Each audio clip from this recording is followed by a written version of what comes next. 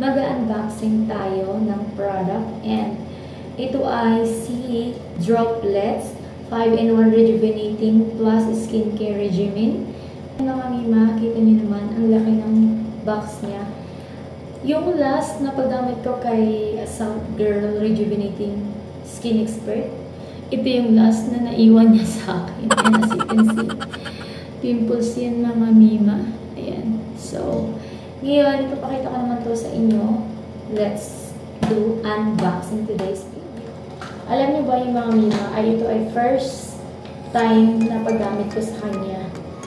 Dahil nagustuhan ko siya kasi meron na siyang serum. So, nagustuhan ko mag-review ng may serum na rejuvenating dun sa South Girl. So, ayan, papakita ko sa inyo.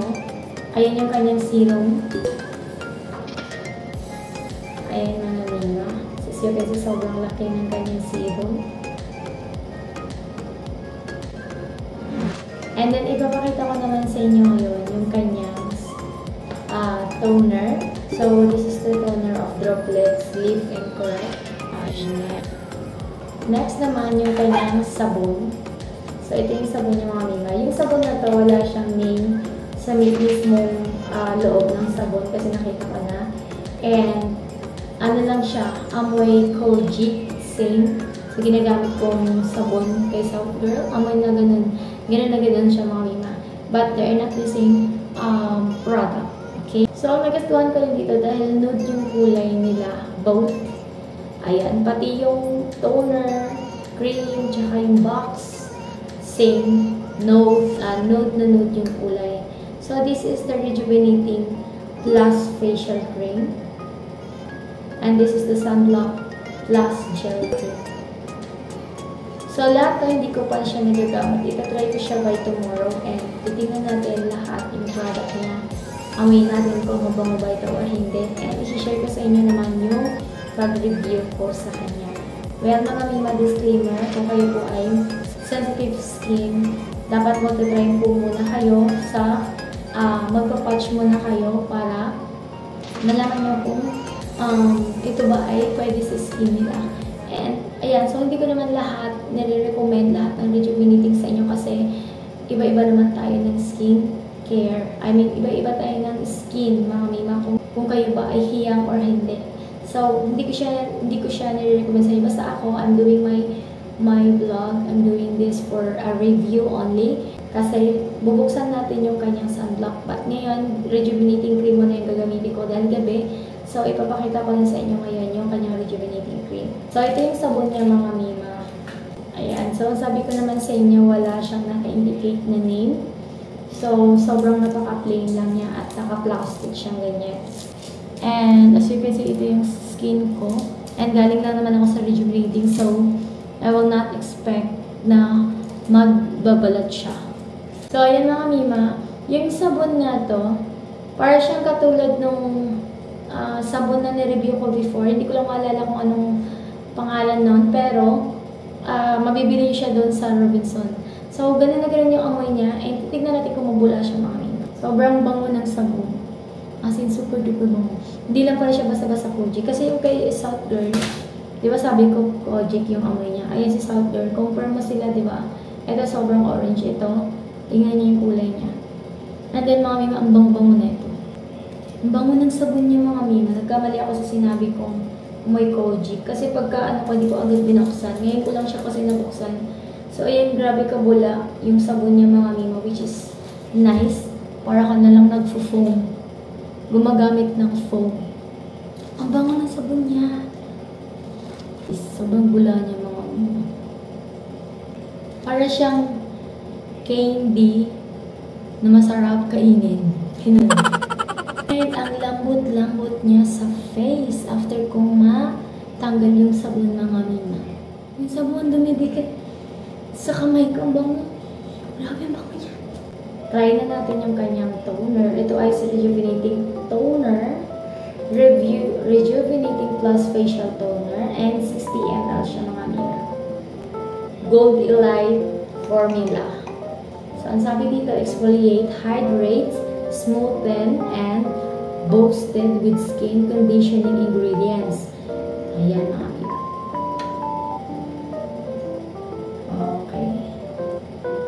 Medyo matapang lang yung ano niya. Medyo matapang lang yung kanyang toner na pumasok sa ilong ko. Okay, apply natin siya dito.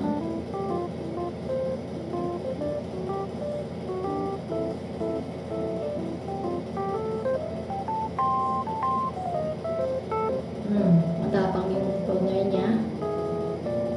Which is ganun talaga ang rejuvenating na toner. So, dahan-dahan kayo paggamit pag ganito yung amoy ng toner. Yan. Sabi dito, if you are a first time using this product, consider doing a patch test. Okay? So, and then, you can use this serum for 3 to 4 drops.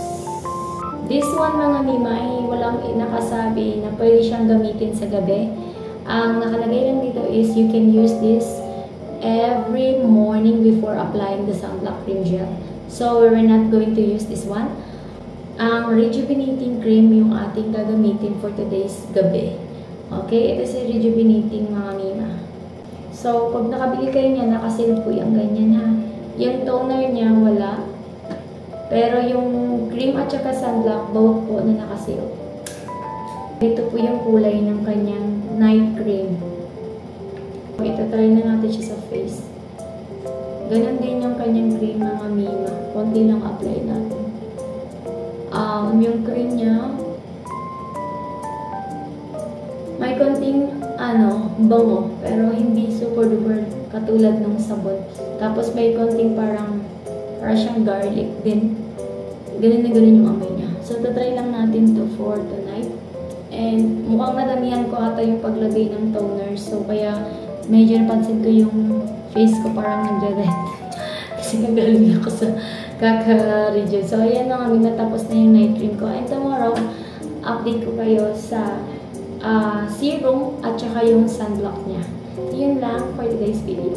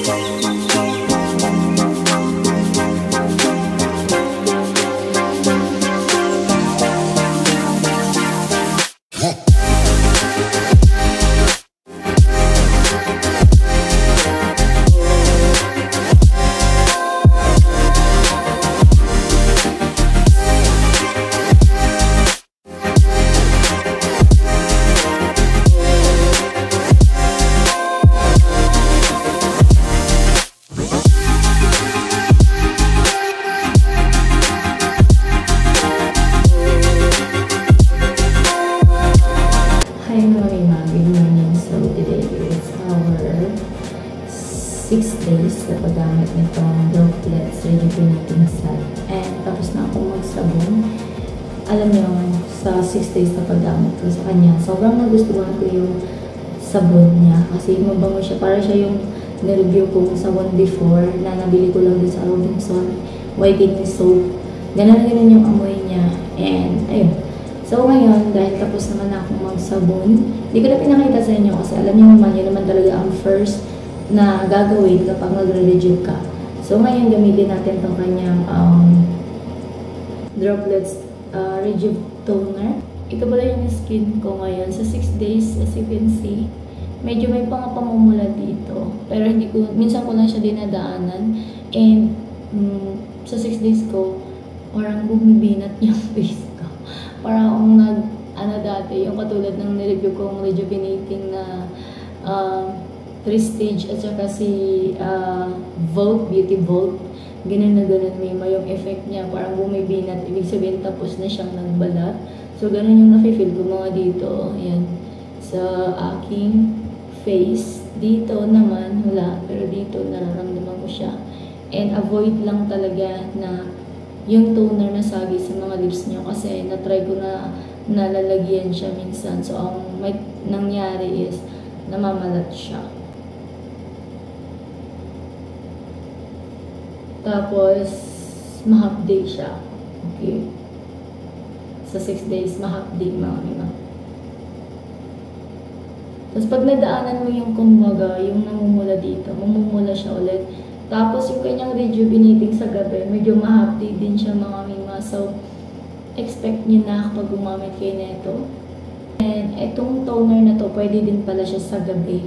Okay, pwede siya sa gabi, pwede siya sa umaga. So, gamitin nyo rin siya mga mima. Kasi ginagamit ko siya sa gabi at saka sa umaga. Yung kanyang naman, sunblock, medyo kapag kunwari kumuha ka ng small amount, ina-apply mo siya sa face mo, kailangan mabilis kasi mabilis siyang mag-dry. So, kailangan mo agad siyang i-spread dun sa face mo mga mima. Sa paggamit ko nito, itong pimples na to galing kasi dun sa ginamit kong rejuvenating, lumabas lang talaga siya. Hindi naman talaga lumalabas yung aking pimples, pero ngayon lang ako nagka-pimples ulit. And nakita nyo naman na nag-dry agad-agad siya mga mima, which is itong droplets na to ang dahilan. Kaya siya natuyo agad. Ayan. Sobrang niya mga mima. Puputok na nga. Kasi meron na siya parang yung nana. Ewan kung bakit ako bigla ang nagka-pimples. Ayan. So, ayan. Nag-dry na naman siya mga mima. So, ayan. Tapos na tayong mag-serum. Ngayon naman gamitin natin yung kanyang sunblock. Yun nga. Sabi ko kanina mga mima. Kapag gumamit kayo ng sunblock na to, kailangan mabilis nyo siyang ma-apply doon sa face niyo. Kasi kung hindi mga mima, ang mangyayari, matutuyo agad siya sa face.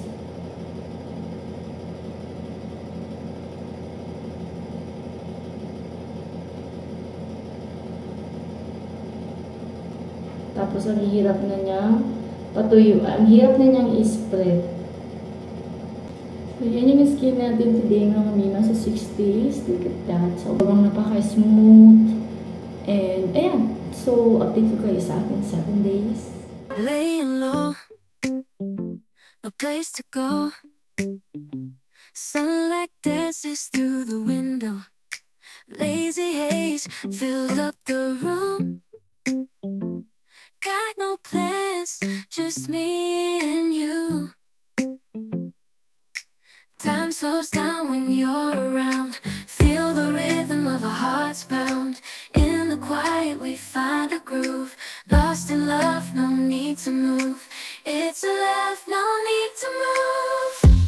It's a lazy weekend, just you and me.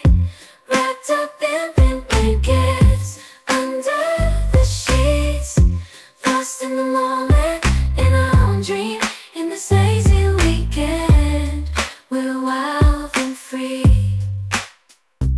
Coffee stains on the table. Lazy easy kisses we're unable to escape this cozy bubble.